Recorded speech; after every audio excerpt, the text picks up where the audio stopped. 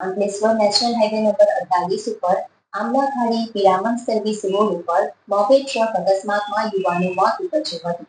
Wrong side ઉપરથી આવતી moped truck સાથે અથડાઈ હતી. એક ઇસમનું સ્થળ ઉપર મોત નીપજ્યું હતું, જ્યારે અન્ય ગંભીર ઈજાગ્રસ્ત થયો હતો. બી ડિવિઝન પોલીસે ગુનો નોંધી વધુ તપાસ શરૂ કરી. અંકલેશ્વર નજીક નેશનલ હાઈવે નંબર 48 ઉપર અંસાર માર્કેટ પાસે ગુરુવારે બપોરે એક ગમખ્વાર અકસ્માત સર્જાયો હતો. પ્રાથમિક માહિતી મુજબ આમલાખાડી બ્રિજ બાજુમાં પિરામણ સર્વિસ રોડ પાસેથી રોંગ સાઈડ ઉપરથી આવી રહેલી મોપેડ ટ્રક સાથે અથડાતા મોપેડ સવાર યુવકનું ઘટના સ્થળે જ મોત થયું હતું.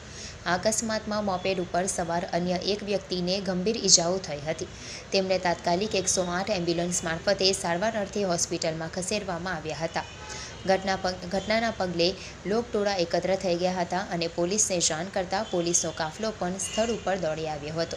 પોલીસે ઈજાગ્રસ્ત ઈસમ પાસે મૃતક ઈસમ કોણ છે તેની વિગતો મેળવવાની શરૂઆત કરી પ્રાથમિક અકસ્માત અંગે ગુનો નોંધી વધુ તપાસ શરૂ કરી. હું નૂરભાઈ કુરેશી, અહીંનો સ્થાનિક હાઈવે નંબર 48 જે પિરામણથી લઈને અંસાર માર્કેટ સુધી જે 4 ટ્રેક થઈને એકદમ 2 ટ્રેક થઈ જાય છે.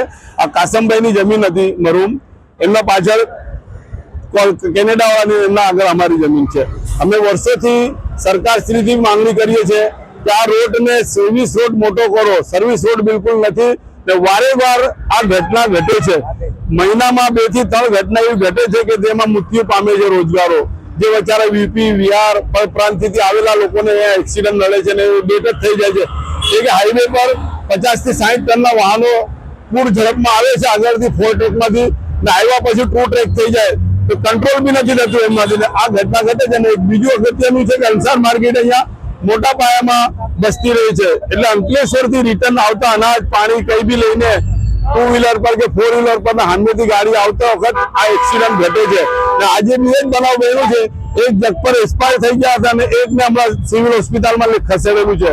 આવું ઘટના ઘટે છે. સરકારને અમે દોડાવીએ છીએ કે આ રોડને તાત્કાલિક ધોરણે પહોળું કરે, મોટું કરે ને આ જે કારખાના છે એના આગળ એક હાઈવે પર હારી બેરિકેડ